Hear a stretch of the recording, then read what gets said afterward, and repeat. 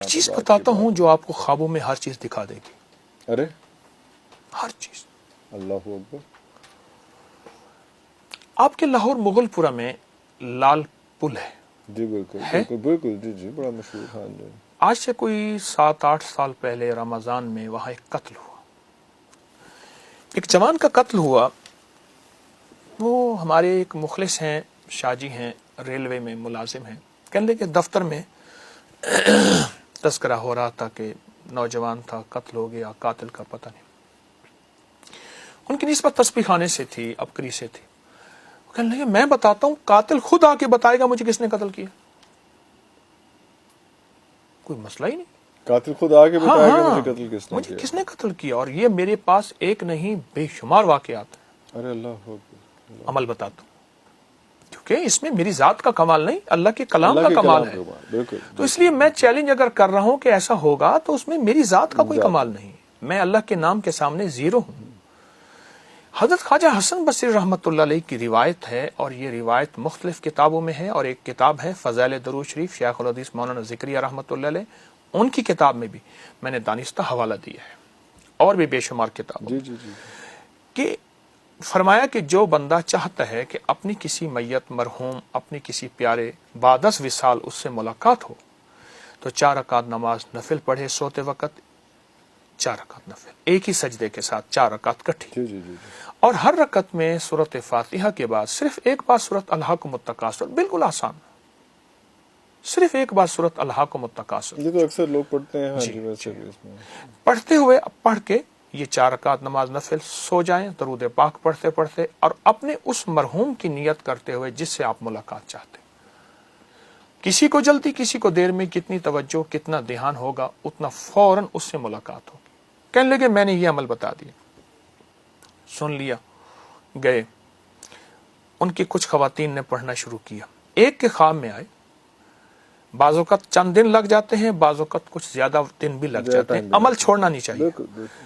کہ فلاں نے پکڑا تھا، یہ اوزار قتل ہیں، یہ ہیں، اس نام کا بندہ ہے، وہ فلاں جگہ دبائے ہوئے ہیں، اس نے مجھے قتل یوں کیا تھا. حتیٰ کہ وہ سارا نظام سامنے آ گیا.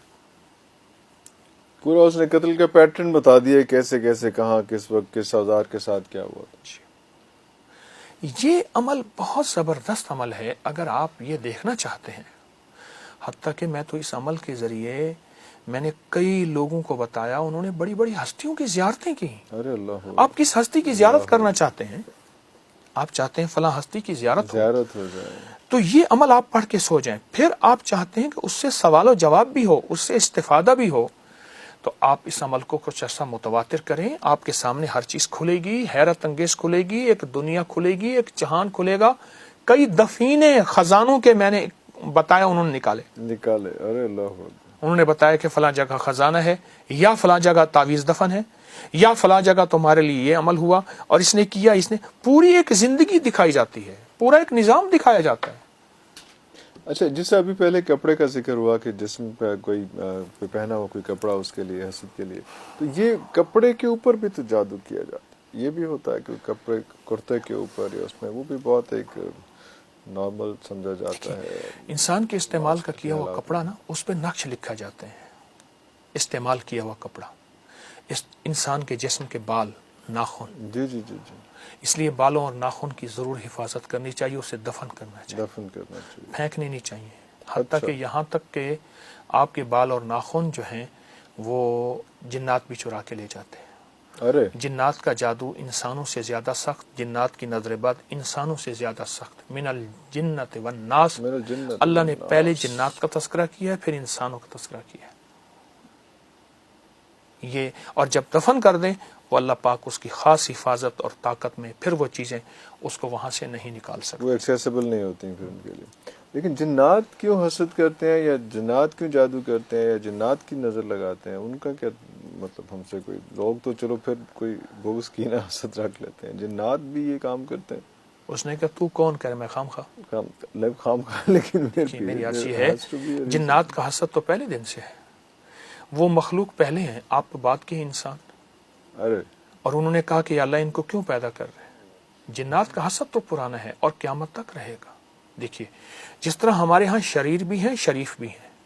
اس طرح جنات کے ہاں شریر زیادہ ہے، کیوں؟ آگ ہے، اور حسد آگ ہے، اور نظر بد آگ ہے، اور جادو ارے آگ اچھا ہے، تو وہ ان کے زیادہ قریب ہے. آگ ہے.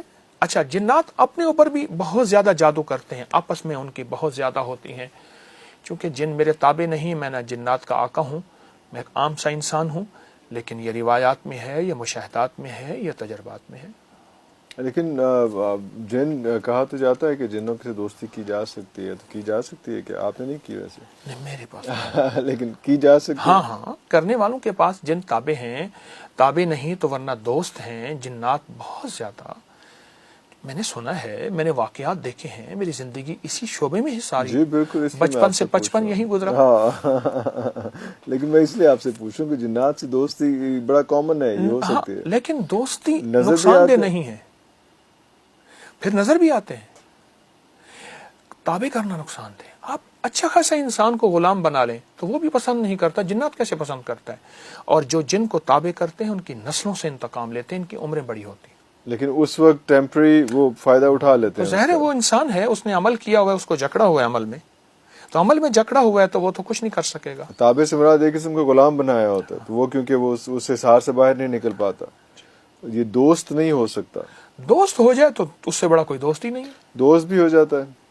اب میں بتاؤں، شاہ عبد القدوس گنگوہی رحمۃ اللہ علیہ کا مزار بہت بڑا مزار ہے انڈیا میں، گنگوہا میں. گنگوہا، جی بالکل ٹھیک ہے. صدیوں پرانا مزار ہے.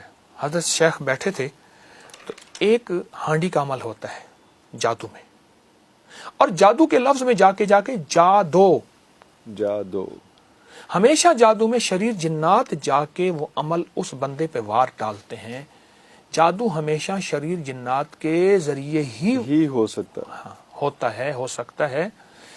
تو اوپر نا رات کو بیٹھے تھے تو اوپر وہ کوئی ایک روشنی جا رہی تھی، تو مریدین نے پوچھا، مرشد تھے، کامل مرشد تھے، حضرت یہ کیا ہے؟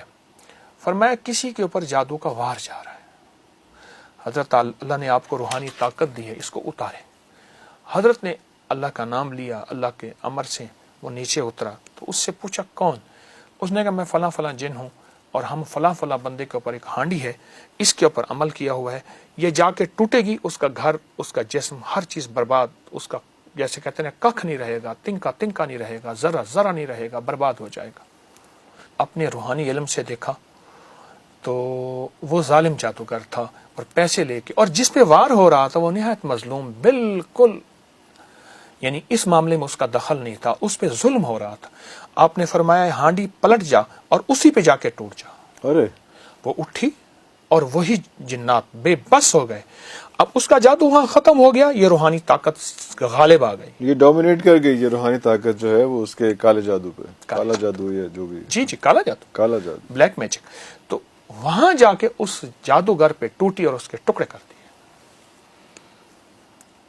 جال حق و زحق الباطل ان الباطل کان زہوقا. تو اس کے لیے حساب تو کتنے حصار بنائیں گے؟ اس کے لیے حصار کیسے بنائیں گے ہم کہ ہم پہ کوئی جادو کا؟ بلکہ پہلے میں وہ بات پوری کر لوں کہ تو جنات سے دوستی کا آپ نے نہیں بتایا نا. آپ دوست کرا بنا دیں دو چار، کیا فرق پڑتا ہے یہ بتا دیں. جب میری دوست بن جائیں گے پھر آپ کو بھی بنا دوں گا. کون سی مشکل ہے؟ دیکھیں میں ابھی تک جنات کو دوست بنانے کی کوشش نہیں کی. ٹھیک ہے، خود بن جائیں. اور اس کی ریزنز ہیں. ہاں اگر آپ کے میرے خود جنات دوست بن جائیں گے تو عرفان صاحب ایک آدھ آپ کو دے دوں گا. سر میرے پاس آئیں تو صحیح. نہیں لیکن آپ کو پتا تو ہوگا نا کہ کیسے جنات. دیکھیے جنات کو میں نے عرض کیا نا کہ لیکن میں مشکل عمل ہے. دوستی میری سنیے نا، دوستی آپ کیوں کرنا چاہتے ہیں؟ جو محنت آپ جنات کی دوستی کرنے پہ لگا رہے ہیں وہ جنات کے رب سے دوستی کرنے پہ لگا. ارے اللہ، واہ واہ.